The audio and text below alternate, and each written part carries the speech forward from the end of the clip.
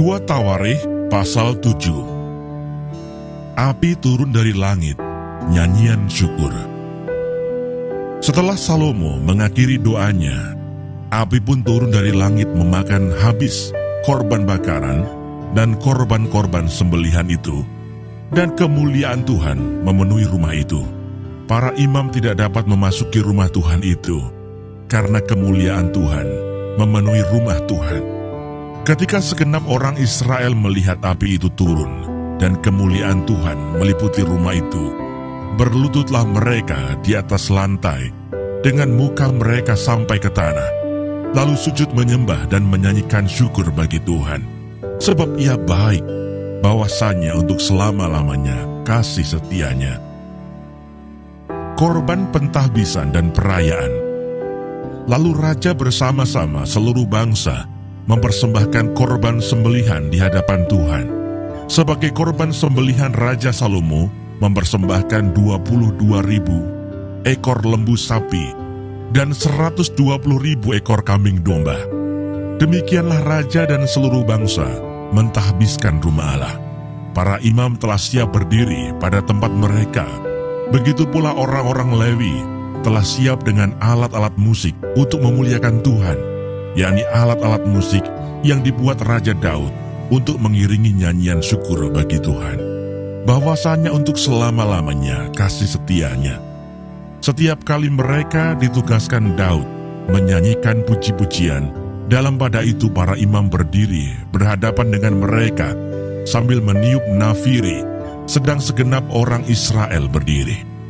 Lalu Salomo menguduskan pertengahan pelataran yang di depan rumah Tuhan, sebab disitulah diolahnya segala korban bakaran dan lemak korban keselamatan. Sebab mezbah tembaga yang dibuat Salomo tidak dapat memuat korban bakaran dan korban sajian dan segala lemak korban.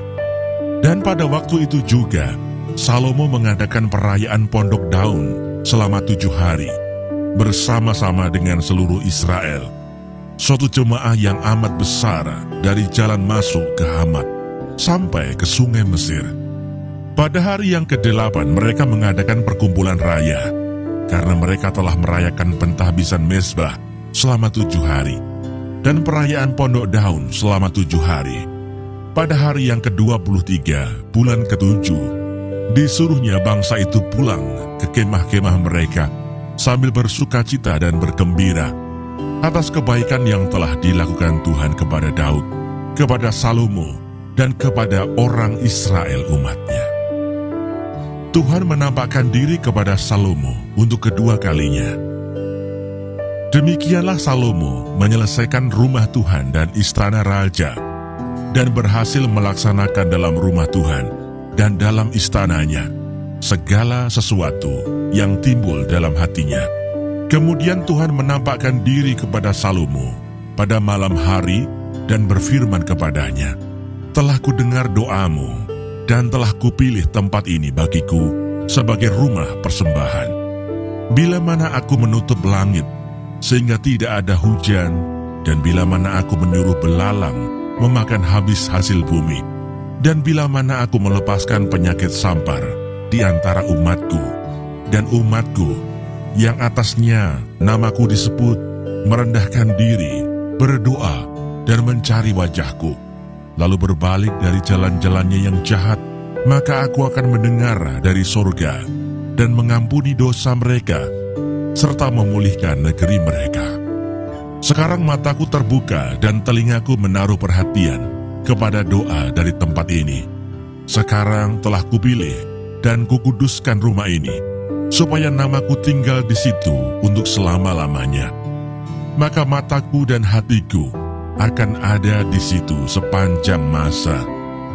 Mengenai engkau, jika engkau hidup di hadapanku sama seperti Daud ayahmu, dan berbuat sesuai dengan segala yang kuperintahkan kepadamu, dan jika engkau tetap mengikuti segala ketetapan dan peraturanku, maka aku akan meneguhkan tahta kerajaanmu sesuai dengan perjanjian yang telah kuikat dengan Daud ayahmu, dengan berkata, takkan terputus keturunanmu yang memerintah atas Israel, Tetapi jika kamu ini berbalik dan meninggalkan segala ketetapan dan perintahku yang telah kuberikan kepadamu, dan pergi beribadah kepada Allah lain, dan sujud menyembah kepadanya, maka aku akan mencabut kamu dari tanahku yang telah kuberikan kepadamu, dan rumah ini yang telah kukuduskan bagi namaku akan kubuang dari hadapanku, dan akan kujadikan kiasan dan sindiran di antara segala bangsa.